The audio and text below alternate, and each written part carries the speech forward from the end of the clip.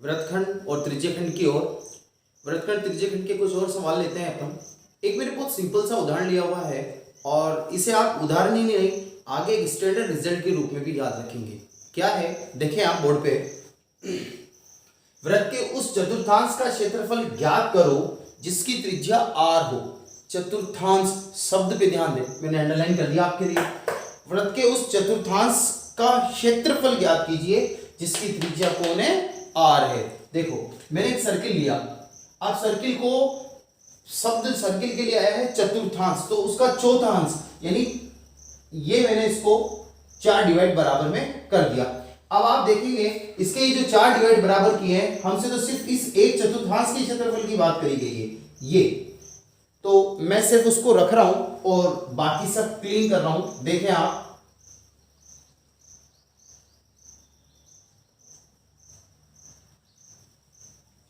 अब आपको वो चतुर्थांश आसानी से दिखाई आएगा और समझ में भी आएगा।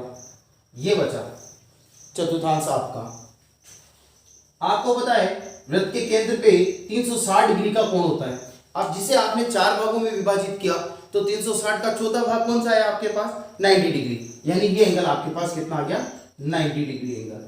चलो इसके क्षेत्रफल की बात कर रहे हैं। चतुर्थांश की त्रिज्या r, केंद्र पर अंतरित कोण थीटा इक्वल टू 90 डिग्री। तो क्षेत्रफल फॉर्मूला आपको याद है, पाई r स्क्वायर थीटा बटे 360। तो पाई है, r की जगह भी r ही है, अब थीटा की जगह आपको कितना दिया हुआ है 90, 360, ये कट गया कितनी बार, 4, यानी आपके पास कितना आया, पाई r स्क्वायर बटे 4। ये आया है आपके पास चतुर्थांश का क्षेत्रफल। मैं आपसे कह रहा हूं एक स्टैंडर्ड रिजल्ट की तरह भी आप इसको याद रख सकते हैं कि वृत्त के चतुर्थांश का, आप देखो आपने तो कहा कि चतुर्थांश यानी चौथा अंश, वृत्त का चौथा हिस्सा, वृत्त का क्षेत्रफल होता है पाई r स्क्वायर। अब पाई r स्क्वायर का चौथा हिस्सा करोगे तो बटे 4, यही तो आपके पास आया है। अभी आगे और सवाल लेते हैं। अब थोड़े से मेजर क्वेश्चन की ओर चलते हैं अपन। वृत्त के त्रिज्यखंड के लिए लेते हैं पहले।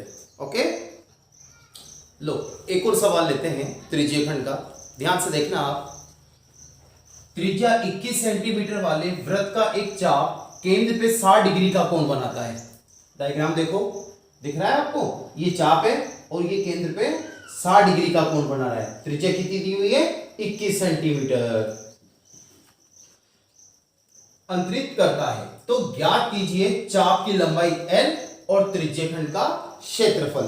दोनों बातें आपसे यहां पे पूछी गई है, चाप की लंबाई भी पूछी गई है और त्रिज्यखंड का क्षेत्रफल भी पूछा गया है। चलो आ जाओ, त्रिज्यखंड की त्रिज्या r बराबर 21 सेंटीमीटर। ओके, केंद्र पर अंतरित कोण थीटा बराबर 60 डिग्री। दोनों चीजें आपको दी गई है तो दोनों चीजें अपन ने यहां पे लिख दी। सबसे पहले क्या पूछा, चाप की लंबाई, चाप की लंबाई दिमाग में आपके फॉर्मूला आ चुका होगा,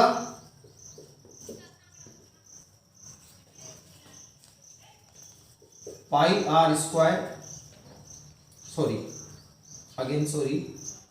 2 पाई r थीटा बटे 360। वैल्यूज पुट अप करो, 2 पाई की वैल्यू 22 बटे 7, r की वैल्यू 21, थीटा की वैल्यू 60 और बटे में 360। चलिए कैंसिल करते हैं, कौन कौन कटता है देखें,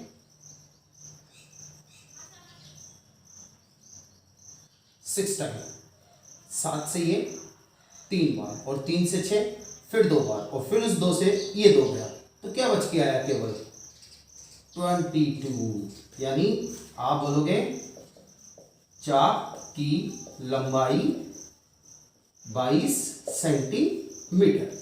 तो एक आंसर आपका यह आ गया। अब आपसे पूछा है कि क्षेत्रफल भी निकालो। त्रिज्यीय खंड का क्षेत्रफल पाई आर स्क्वायर थीटा बटा 360 रख दो। त्रिज्यीय खंड का क्षेत्रफल A equal to pi r square theta बटे 360। पाई की वैल्यू 22/7, आर की वैल्यू 21 यानी 21, स्क्वायर लगा हुआ है, आप 2 बार मल्टीप्लाई करेंगे। थीटा की वैल्यू 60 बटे में 360। चलिए वापस से वही 6 बार, 3 से वापस आपका 6 गया और 2 से आपका 22 गया। क्या बच के आया 11 और 21। और आप जब 11 और 21 को गुणा करेंगे तो आपको मिलेगा बेटा 231। ये कौन आया क्षेत्रफल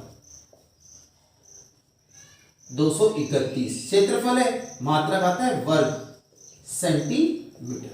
ये आपका दूसरा आंसर। इस तरीके से आप त्रिज्यीय खंड की चाप की लंबाई और त्रिज्यीय खंड के क्षेत्रफल दोनों सूत्रों का उपयोग करके और दोनों भी प्राप्त कर सकते हो।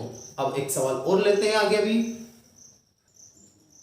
अब एक वृत्तखंड का सवाल लेते हैं, उसे आप ध्यान से देखना। वृत्तखंड वाले सवाल को क्वेश्चन पढ़ रहा हूं। 3.5 सेंटीमीटर त्रिज्या के एक वृत्त में एक जीवा द्वारा केंद्र पर अंतरित कोण 90 डिग्री का है। एक बार डायग्राम पे आ जाएं आप।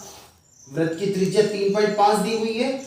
इस जीवा द्वारा केंद्र पे अंतरित कोण कितना है भैया 90 डिग्री का। फिर आगे बढ़ो। जीवा द्वारा बने लघु वृत्तखंड का क्षेत्रफल ज्ञात कीजिए। जीवा द्वारा बने लघु वृत्तखंड का क्षेत्रफल ज्ञात कीजिए। जीवा ए बी है और उसका लघु वृत्तखंड यहां नीचे वाला है। मैं शेडेड कर देता हूं जहां मैंने नाम लिखा है लघु वृत्तखंड। अब आपको पहचान में आ गया। इसका क्षेत्रफल जो है आपको निकालना है। ओके, करते हैं सवाल को। वृत्त की त्रिज्या r 3.5 सेंटीमीटर। जीवा द्वारा केंद्र पर अंतरित कोण थीटा इक्वल टू 90 डिग्री। ठीक है, लघु वृत्तखंड का आपसे पूछा गया है, तो लघु वृत्तखंड का क्षेत्रफल माइंड में लिया हो एक बार। क्या था आपके लघु वृत्तखंड का क्षेत्रफल? आपको लिखाया था मैंने पाई आर स्क्वायर थीटा बटे 360 माइनस आर स्क्वायर बटे 2 साइन थीटा। हाजिरी पाई आर स्क्वायर थीटा बटे 360 माइनस आर स्क्वायर बटे 2 sine theta. Values put up करें। पाई की वैल्यू 22/7, आर की वैल्यू 3.5 एंड 3.5, थीटा की value 90 degree, then upon 360 minus r square बटे 2 3.5 बटे में 2 और साइन थीटा। थीटा कौन 90 और साइन 90 का मान। जिन्हें याद हो अच्छी बात, नहीं याद हो तो मैं आपको बता देता हूं कि साइन 90 का मान 1 होता है। और जब मैं आपको ये टेबल बताऊंगा साइन थीटा कोस थीटा की, हमेशा के लिए आपको याद भी हो जाएंगे ये वाले मान। ये मेरी गारंटी है आपकी। आओ इधर आप दोनों जगह से आप 10 उठाएंगे, नीचे 10 लगा देंगे। 90 से आपका 360 गया 4 टाइम्स 4 बार। 7 से 35 5 और 5 से 10 2 और 2 से 22 11 बार। 5 से ये वापस 7 बार और ये 2 बार। इस पोर्शन में माइनस के इधर वाले पोर्शन में आपके पास बच के आया 77 और 4 दूना 8। ओके, अब यहां वाले पोर्शन में आते हैं। दोनों का आप जो है पॉइंट हटा दो, नहीं हटाओ तो सिंपली इस मल्टीप्लाई कर दो दोनों का, और 3.5 और 3.5 ये आपके पास आएगा 1225 और बटे में 2। साइन 90 का मान कितना है 1 मल्टीप्लाई विद 1, जो बाद में वही संख्या रह जाएगी। अब आप आगे बढ़िए, आपके पास है इधर 77/8। जब आप रफ कॉपी में जाके और 77 में 8 से डिवाइड करेंगे, भाग देंगे, तो आपको मिलेगी संख्या 9.61। इस भिन्न को 1 से गुणा करने के बाद आएगी वही भिन्न, यानी आपको 12.25 में 2 से भाग करना है, यानी इसका आधा करना है। ये आ गया आपके पास 6.12।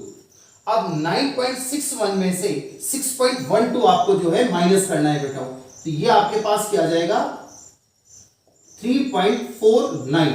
पॉइंट के बाद आगे समथिंग और आगे बढ़ेगी वैल्यू, इसलिए मैं इसको लगभग लेकर के चल रहा हूं। आपके पास कितना 3.5, पीछे लिख देता हूं, लगभग लिख दूंगा मैं अभी पीछे, वर्ग सेमी तो ये तो मात्रक हो गया, और पीछे हमने क्या लिख दिया लगभग, और ये बेटा वो आपका आंसर है। ये लघु वृत्तखंड था। इस तरीके से आप त्रिज्यखंड के, वृत्तखंड के, चतुर्थांश के, घड़ी के सवाल सीख चुके हैं। अब आगे इन्हीं वृत्तखंड और त्रिज्यखंडों से बनने वाली कुछ नई आकृतियों के सवाल हम अगली क्लास में करने वाले हैं। ओके।